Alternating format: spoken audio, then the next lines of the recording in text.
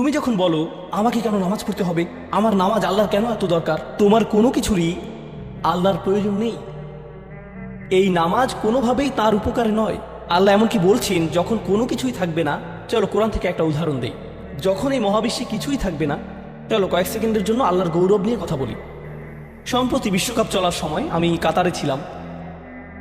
যেই টিম জয়লাভ করে, আর্জেন্টিনা জয়লাভ করে, তাদের জন্য এটা ছিল একটা দারুণ গৌরবময় মুহূর্ত। সবাই তাদেরকে নিয়ে আনন্দ উৎসবে মুখর। কল্পনা করো খেলোয়াড়টাকে নিয়ে উৎসব চলছে, কিন্তু কোনো দর্শক নেই, কোনো ক্যামেরা নেই, কোনো স্টেডিয়াম নেই, কিচ্ছু নেই। একটা লোক একা একা একটি দ্বীপে বাস করে, সে ফুটবলটাতে লাথি দিয়ে একটা গোল করে ফেলল আর বলে উঠল, ইয়ে আমি সেরা। কিন্তু কেউ তো সেখানে নেই। এমন ঘটনার কথা শুনলে মনে করবে এই লোকটি পাগল হয়ে গেছে, তাই না?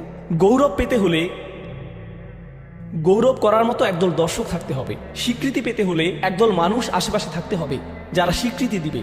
প্রশংসা পেতে হলে, কদর পেতে হলে নিজে নিজে তো আর প্রশংসা পেতে পারো না।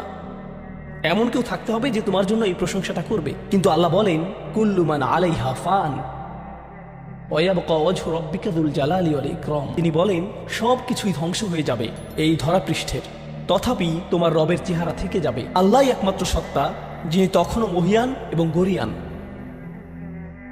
এমনকি যখন তার প্রশংসা এবং গৌরব বর্ণনা করার কেউ থাকবে না। অন্য যে কারো ক্ষেত্রে কাউকে না কাউকে এটা করে দিতে হয়। তাই আল্লাহর প্রয়োজন নেই আমার নামাজের, আমার হালাল মুরগি খাওয়া আল্লাহর প্রয়োজন নেই, আমার মন্দ বলা থেকে বিরত থাকাও আল্লাহর প্রয়োজন নেই। তাই নিজের মাথা থেকে এই চিন্তা দূর করে দাও যে নামাজ পড়ার মাধ্যমে তুমি কোনোভাবে অন্য কারো উপকার করছো। আল্লাহ এমনকি বলছেন, ইয়ামুন্নুনা আলাইকা আন আসলাম, তারা মনে করে তারা ইসলাম গ্রহণ করে তোমাকে ধন্য করেছে। লা তামুন্নু আলাইয়া ইসলামাকুম, আমাকে বলতে এসো না যে তোমার ইসলামের মাধ্যমে তুমি কোনোভাবে আমার উপকার করেছো। বালিল্লাহু ইয়ামুন্নু আলাইকুম, বরং আল্লাহই তোমাদের প্রতি অনুগ্রহ করেছেন। এখন পরবর্তী বিষয়, আচ্ছা কেউ একজন নামাজ পড়ে না কেন? আমি তোমার সম্পর্কে বলছি না, আমার প্রিয় ছেলে বা প্রিয় মেয়ে। শুধু প্রশ্নটি নিয়ে চিন্তা করো যে মানুষ কেন নামাজ পড়ে না। এর অনেকগুলো উত্তর থাকতে পারে, আর এই প্রশ্নের উত্তর আল্লাহর কাছেও আছে। উত্তরটা খুবই ভয়ঙ্কর। এই উত্তরটি আমি খুতবার শুরুতে পড়েছি। তিনি বলেন, ফালা সাদ্দাকা ওয়ালা সাল্লা ওয়ালাকিন কাযযাবা ওয়া তাওয়াল্লা। সে আসলে সত্য গ্রহণ করেনি এবং সে নামাজও পড়েনি। তিনি কাফির সম্পর্কে বলছিলেন। তিনি দুইটা জিনিস বলেছেন, এই লোকটি সত্য গ্রহণ করেনি এবং নামাজও পড়েনি। কথাটা ভাবনার উদ্রেক করে। যদি বলা হয় সে সত্য গ্রহণ করেনি, আমার আশা হলো তিনি বলবেন লা সাদ্দাকা ওয়ালা আমানা, কিন্তু তিনি বলছেন লা সাল্লা। এর মানে হলো আল্লাহ সত্য গ্রহণ করার ব্যাপারে তোমার অন্তরে কিছু একটা মিসিং আছে। না না না, বাচ্চাটা বলে আমি আল্লাহকে বিশ্বাস করি, আমি মুসলিম। হ্যাঁ, তুমি এখানে মুসলিম, তোমার মাথায়। কিন্তু এই সত্য তো শুধু তোমার মাথার জন্য না, এই সত্য তোমার অন্তরের জন্য। তুমি এখনো অনুভব করছো না যে ব্যাপারটা কেমন সিরিয়াস। তুমি এখনো উপলব্ধি করছো না যে এটা কি। মাঝে মাঝে কোনো বিষয় তুমি জানো হয়তো, কিন্তু এই নিয়ে চিন্তা করা থেকে পালিয়ে বেড়াও। এটা সত্য, তুমি জানো বিষয়টা কিন্তু চিন্তা করতে চাও না। আর তাই এটা যেহেতু মিসিং, ঠিক এই কারণে আমি সহজেই নামাজের কথা ভুলে যাই কখনো কখনো, এবং তুমিও ভুলে যাও কখনো কখনো। এমনটা ঘটে কারণ আমাদের অন্তর কিছুটা বিভ্রান্ত হয়ে পড়ে। দিনের এই সত্যতা, আল্লাহকে সেই সত্যটা, সেই অকাট্য সত্যটা আমাদের মস্তিষ্কের পেছনের কোনো একটা সেলফে গিয়ে পড়ে থাকে। আমরা অন্য কিছুতে ব্যস্ত হয়ে পড়ি এবং এই নিয়ে আর চিন্তা করি না। আল্লাহ এটাই বলেছেন। সুতরাং তোমার নামাজ পড়া আল্লাহর প্রয়োজন নেই। এমনকি তুমি যদি নামাজ পড়ো, আমি পড়তে বলছি এই কারণে, তখন কি করো? নামাজের জন্য কিভাবে নিয়ত করো? তখন আমি 4 রাকাত নামাজ পড়বো, দাঁড়ালাম, কারণ আমার আব্বা বারবার করতে বলছেন। আল্লাহু আকবার। নবী সাল্লাল্লাহু আলাইহি সাল্লাম আমাদের বলেছেন, নিয়ত সঠিক না হলে কাজের কোনো মূল্য থাকে না। ইন্নামাল আমালু বিন্নিয়াহ, ইন্নামাল আমালু বিন্নিয়াহ। এমনকি যদি তুমি কাজটা করেও থাকো কিন্তু তোমার নিয়ত ছিল আমি শুধু তোমাকে বিরক্ত করি, এটাই তোমার নিয়ত, তখন এই নামাজ আমার যেমন কোনো উপকার করবে না, ঠিক তেমনি তোমারও কোনো উপকার করবে না। তোমার সত্যিকারের আন্তরিক নামাজ থেকে একমাত্র যে উপকৃত হবে সে হলো তুমি নিজে। এখন এটাই সেই প্রশ্নের উত্তর যে কেন একজন মানুষ নামাজ পড়ে না। আরও 2টা কথা তোমার সম্পর্কে বলতে চাই। তার মাঝে একটা হলো নামাজ পড়ার উদ্দেশ্য কি, কোন কারণে পড়ব। কারণ তুমি হয়তো ভাবছো নামাজ পড়ার উদ্দেশ্য হলো তুমি যেন জাহান্নামে না জ্বলো। নামাজ পড়ার উদ্দেশ্য হলো তুমি যদি নামাজ না পড়ো আল্লাহ তোমাকে ঘৃণা করবেন। নামাজ পড়ার উদ্দেশ্য হলো তুমি যদি নামাজ না পড়ো তুমি শাস্তি পাবে, অথবা তুমি আর মুসলিমই থাকবে না, ফেরেশতারা তোমাকে অভিশাপ দিবে। সমস্ত নেতিবাচক বিষয়। আল্লাহ ওই সমস্ত উদ্দেশ্যের কথা উল্লেখ করেননি। নেতিবাচক কিছু থেকে মুক্তি পাওয়া নামাজের মূল উদ্দেশ্য নয়। নামাজের মূল উদ্দেশ্য হলো ইতিবাচক কিছুর দিকে ছুটে চলা, এটাই নামাজের উদ্দেশ্য। এমন দুই ছাত্রের মধ্যে পার্থক্য যেন একজন লেখাপড়া করে যেন সে ফেল না করে, আর অন্যজন লেখাপড়া করে কারণ সে ওই সাবজেক্টটা পড়তে ভালোবাসে। একজন ছাত্র পড়ালেখা করছে পজিটিভ কিছুর জন্য, আর অন্যজন পড়ালেখা করছে কারণ সে এমন কিছু থেকে বাঁচতে চাচ্ছে যা নেগেটিভ। একজন কর্মচারী তার চাকরিটাকে দারুণ ভালোবাসে, আর অন্য একজন কর্মচারী শুধু চায় সে যেন চাকরিটা না হারায়। তারা একই চাকরি করছে, একেবারে অভিন্ন চাকরি, কিন্তু একজন চাকরিটা করতে পেরে কি যে খুশি, কত যে আনন্দ তার, আর অন্যজন খুবই হতাশ, সবসময় মনমরা ভাব। কেন? কারণ তাদের একজন এটা করছে ক্ষতিকর কিছু থেকে মুক্তি পাওয়ার জন্য, আর অপরজন এটা করছে উপকারী কিছুর দিকে ছুটে চলার জন্য। আল্লাহ কোরআনে যখন আমাকে নামাজ সম্পর্কে বলেছেন যে কেন আমাদের নামাজ পড়া দরকার, তিনি মুসা আলাইহিস সালামকে এই উত্তরটা বলে দিয়েছেন। যখন তিনি তার সাথে সাক্ষাৎ করেছিলেন, তিনি বলেছেন, আকিমিস সলাতা লিযিকরি, আর আমাকে স্মরণ করার উদ্দেশ্যে নামাজ কায়েম করো। তোমার নামাজ ঠিক রাখো যেন তুমি তোমার রবকে স্মরণ করতে পারো। আমি তোমাকে ইতিমধ্যে বলেছি যে তোমার আমার সম্পর্কটা খুবই সীমিত, কিন্তু তোমার সাথে আল্লাহর সম্পর্কটা অনেক আগে থেকে শুরু হয়েছিল, আর তার সাথে তোমার এই সম্পর্কটা অনন্তকাল ধরে বলবৎ থাকবে। তাই সেই সম্পর্কটির কথা স্মরণে আনা আবশ্যক, কারণ ভালো যত কিছু তোমার কাছে আসে তা আসে ওই সম্পর্কটা থেকেই। সামান্য কিছু ভালো জিনিস তোমার বাবার কাছ থেকে আসে, কিছু কিছু ভালো জিনিস, কিন্তু সকল ভালো জিনিস যা তোমার কাছে আসে তা আসে একমাত্র ওই সম্পর্কটির কারণে। যদি তুমি চাও সকল উপকারী জিনিস তোমার জীবনে অবস্থান করুক, তখন তোমাকে অবশ্যই তার কথা স্মরণ করতে হবে যার নিকট থেকে সকল কল্যাণের আগমন ঘটে, যার নিকট থেকে সকল নিয়ামতের আগমন ঘটে, সকল রিজিকের আগমন ঘটে, সকল হেদায়েতের আগমন ঘটে। আর তাই আল্লাহ বলছেন, সর্বোত্তম যে উপায়ে তুমি এটা করবে তা হলো নামাজের মাধ্যমে তুমি আমাকে স্মরণ করবে। এজন্যই তোমার নামাজ পড়া দরকার।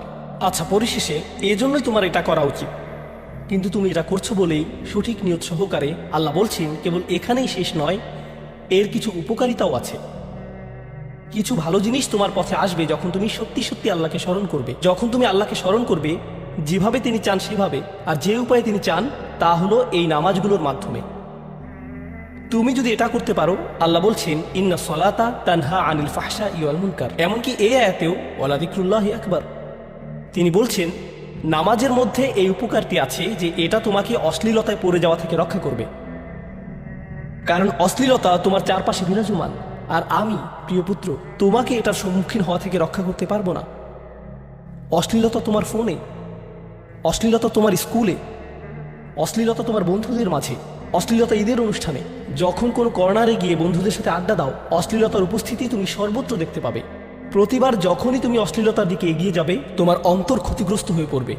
আর আল্লাহ বলছেন, যদি তুমি এই নামাজগুলো আদায়ে যত্নবান হও, এগুলো তোমাকে অশ্লীলতার করাল গ্রাস থেকে রক্ষা করবে। একবার যদি তুমি অশ্লীলতায় ডুবে যাও, তখন তুমি হয়ে পড়বে যেমন তুমি যদি দূষিত বাতাসে নিঃশ্বাস নাও, প্রথম প্রথম তোমার কাশি আসবে, কিন্তু যদি এতে বেশিক্ষণ অবস্থান করো, একসময় এতে তুমি অভ্যস্ত হয়ে পড়বে। অশ্লীলতাও ঠিক এরকম, এতে আকণ্ঠ নিমজ্জিত থাকলে একসময় এটাকে আর বড় অপরাধ বলে মনে হবে না, নিজেকে এর থেকে রক্ষা করার কোনো গরজ অনুভব করবে না, কারণ তোমার প্রতিরোধ ব্যবস্থা দূষিত হয়ে গেছে। এরপর তুমি এমনকি আরো বিষাক্ত আচরণের জন্য প্রস্তুত হয়ে যাবে, এমনকি আরো জঘন্য বিষয় ওয়াল মুনকার, এমনকি আরো ঘৃণ্য কাজও তোমার দ্বারা সম্পন্ন হয়ে যেতে পারে। অধঃপতনের অতল গহ্বরে হারিয়ে যাওয়া থেকে এই নামাজগুলো তোমাকে রক্ষা করবে। এই জন্যই তোমার নামাজ পড়া দরকার, এই সমস্ত কারণেই তোমার নামাজ পড়া প্রয়োজন। আমি বলেছি এই জন্য না, এই সমগ্র ভ্রমণের শেষে সিদ্ধান্তটা সম্পূর্ণরূপে তোমার। কারণ আল্লাহ হয়তো আগামীকালই আমাকে নিয়ে যেতে পারেন, আল্লাহ হয়তো আমাকে 1 বছরের মধ্যেই নিয়ে যেতে পারেন। তোমার এবং আমার মাঝে যে এই সম্পর্কটা বর্তমানে আছে, এমনকি যদি আমরা 100 বছরও বাঁচি, আমরা এর চেয়ে বেশি বাঁচতে পারবো না। একটা সময় আছে যখন এর সমাপ্তি ঘটবে, কিন্তু ওই সম্পর্কটি, তুমি যদি সত্যিই ওই সম্পর্কটি সম্মান করতে চাও, নামাজ পড়ো। তোমার প্রতি এটাই আমার উপদেশ। এখন আমি পিতামাতার উদ্দেশ্যে কথা বলবো। এটা হবে ছোট্ট একটা রিমাইন্ডার আমার জন্য এবং আমাদের সবার জন্য, আমাদের পিতামাতাদের জন্য। সন্তানাদি আল্লাহ প্রদত্ত একটা নিয়ামত, তাদেরকে এই জন্য দেওয়া হয়নি যেন আমরা তাদের নিয়ন্ত্রণ করতে পারি। যত বেশি আমরা তাদেরকে নিয়ন্ত্রণ করতে চাইব, তত বেশি হতাশ হব সকল অবস্থাতেই। আমি দেখেছি এমনটা, বিশেষ করে যে পরিবারগুলো তাদের সন্তানদের দিনের সুরক্ষা করতে চায়, তারা যত বেশি সন্তানদের উপর জোর করে দিন চাপিয়ে দিতে চায়, তত বেশি ওই ছেলেমেয়েগুলো অদ্ভুত সব উপায়ে বিদ্রোহ প্রকাশ করে।